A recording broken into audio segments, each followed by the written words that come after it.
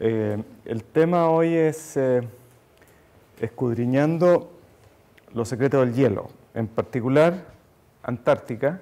Este continente, o esta tierra insospechada, la verdad que se conocía como la Terra Australis Incógnita hasta hace relativamente pocos siglos. Y como se ve aquí en el mapa, la verdad que se pensaba que contrarrestaba al Ártico y que era un balance natural de la masa continental.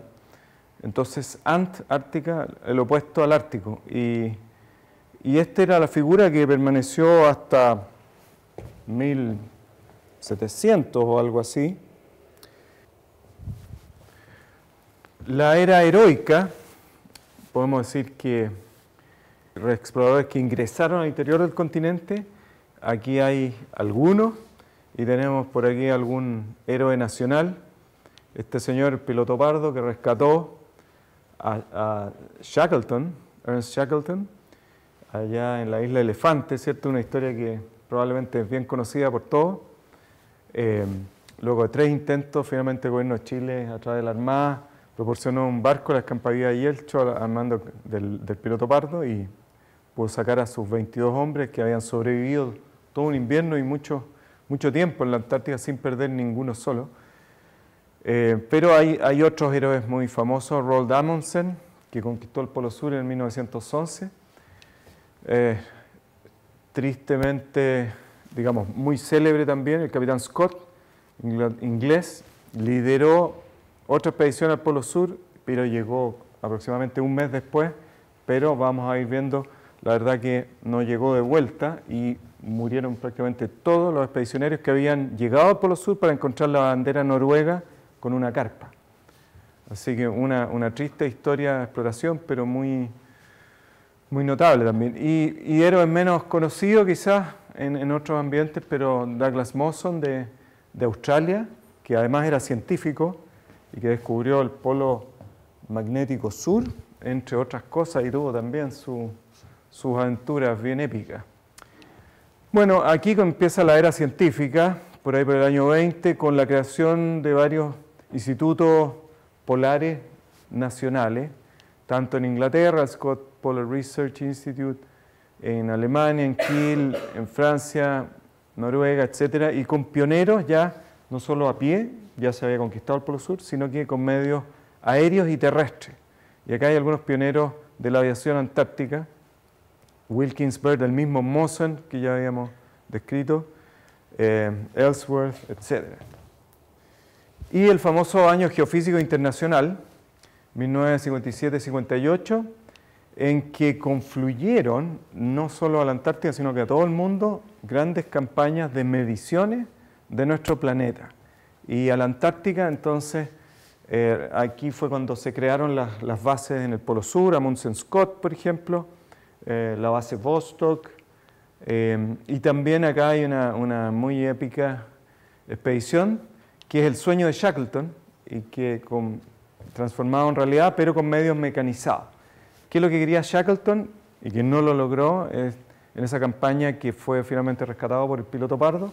Cruzar Antártica de costa a costa, desde el mar de Weddell al mar de Ross.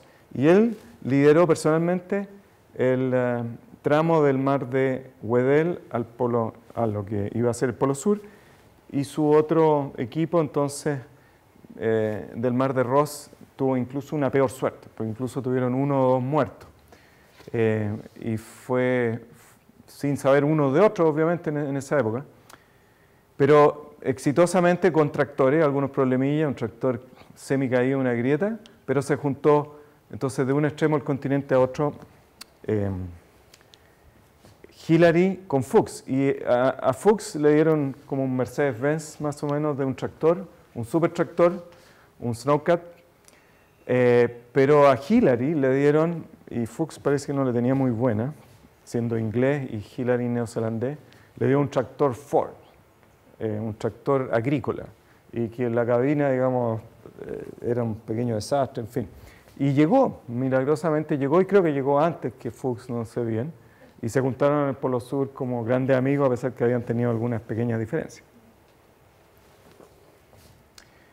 Antártica, así llamado el séptimo continente, algunas figuras, 13,5 millones de kilómetros cuadrados, el 10% de la superficie de la Tierra, 98% cubierto por hielo,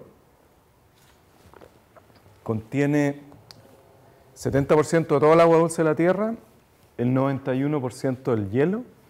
Si se derritiera en forma instantánea, subiría el nivel del mar 55 metros, cosa que vamos a ver no es un escenario probable, pero algunos sectores sí. Al contrario del Ártico, que el Ártico es un océano congelado rodeado por continentes, la Antártica es un continente rodeado de océanos, pero con hielo que tiene en promedio 2.000 metros de espesor y más de 4,5 kilómetros de hielo en algunos sectores. Y como es un enorme glaciar, se desplaza por gravedad y tiene alrededor de 10 a 2.500 metros por año de velocidad, depende si estamos en el interior, que se mueve muy lentamente y empieza a acelerarse hacia la costa.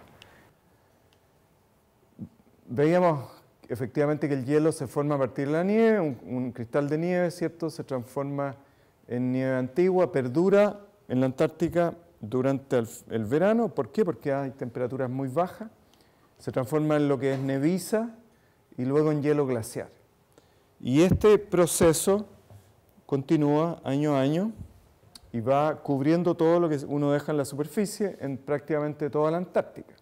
Y depende de dónde estamos, incluso podría demorarse del orden de 2.000 años en transformarse la nieve en hielo en profundidad, y esto podría ocurrir a una profundidad entre 60 a 100 metros aproximadamente, dependiendo si es más frío, más cálido y dependiendo obviamente de cuánta nieve precipita. Los glaciares se mueven gracias al señor Newton, a la fuerza de la gravedad, y cae un cristal de nieve en la superficie y finalmente a través de los años, y en realidad se necesitan miles y decenas de miles de años en que un cristal de nieve se transforme en hielo. Van a pasar 2 siglos en el centro de la Antártica, pero después se transforma en hielo y va a ser advectado o va a fluir hacia el exterior, pero habiendo pasado por todo el interior de la Antártica en profundidad. Entonces el hielo más antiguo en la Antártica o en un glaciar en general, normalmente lo vamos a encontrar en la base, acá en el fondo, que es muy difícil llegar, o en el frente.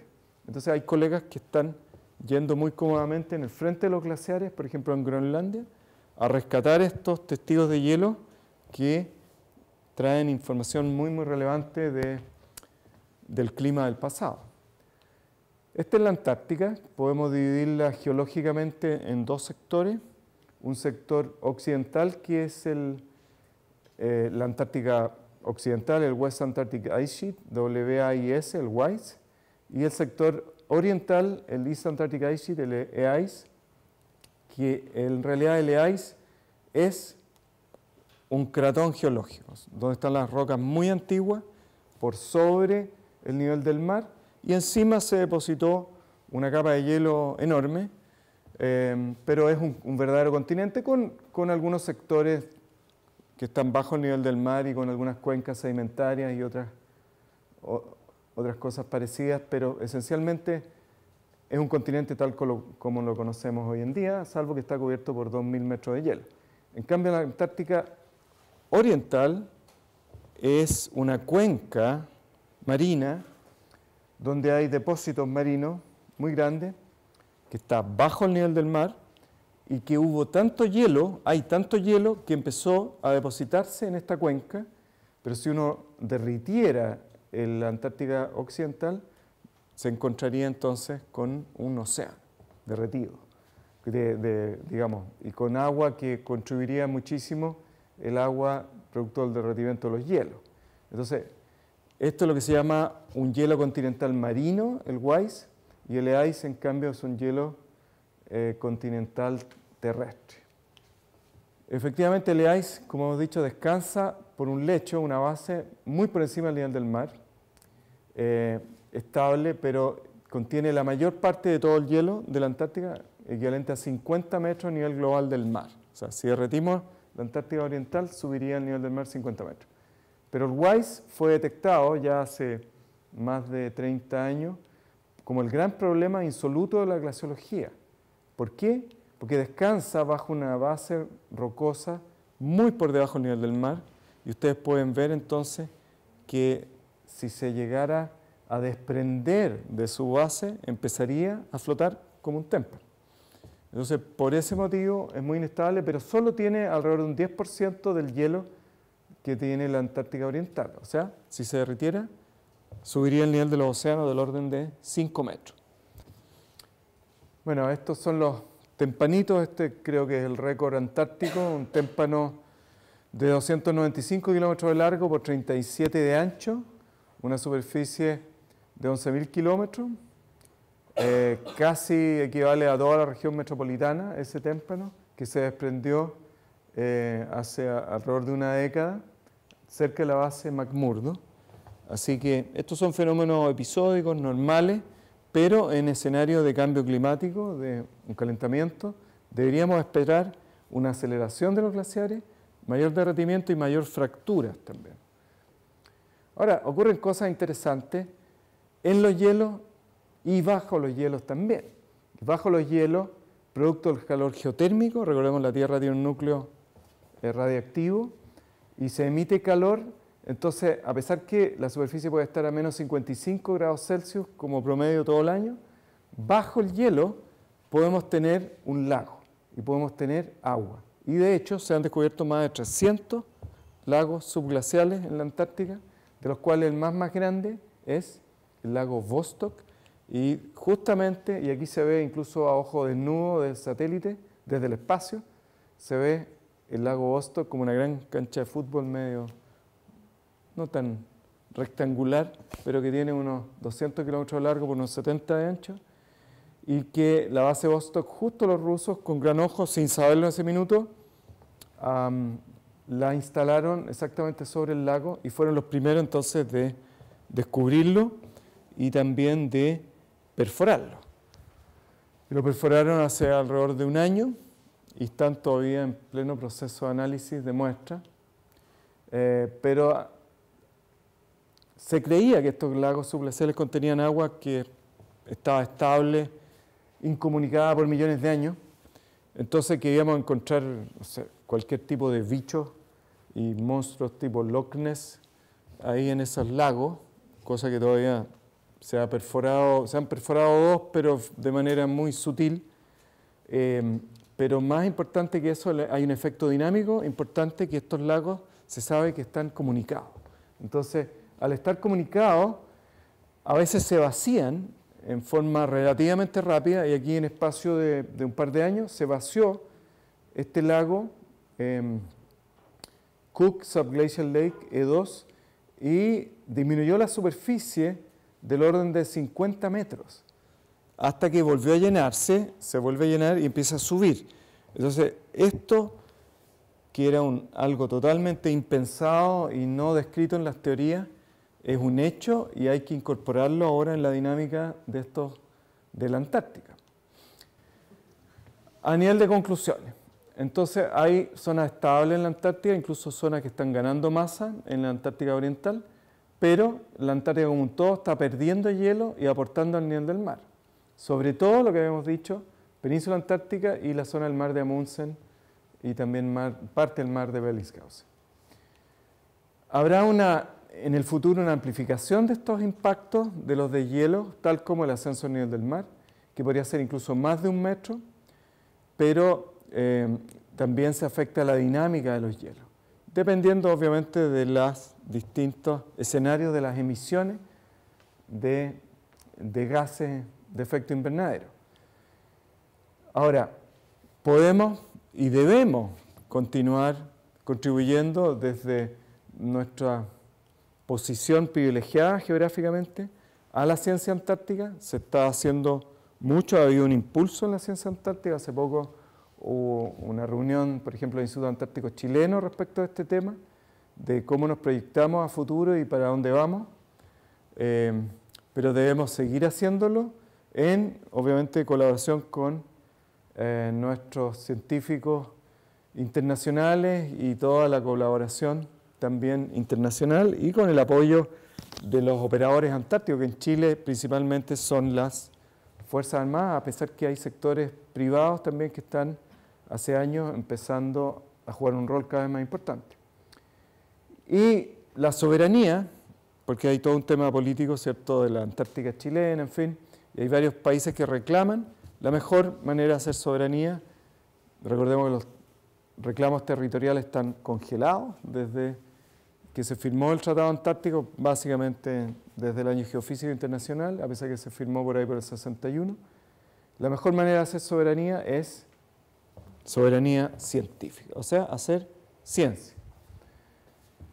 Terminar con una linda frase de un personaje de la televisión, se hizo famoso en Estados Unidos, pero en realidad es Andrew Denton, es contemporáneo totalmente australiano. Si Antártica fuera música, sería Mozart, arte y sería Miguel Ángel, literatura y sería Shakespeare. Y sin embargo, hay algo aún mayor, es el único lugar en la Tierra que está tal como debiera estar, protegido. Y tratemos nunca de dominarlo, que es el espíritu del Tratado Antártico. Y con eso termino.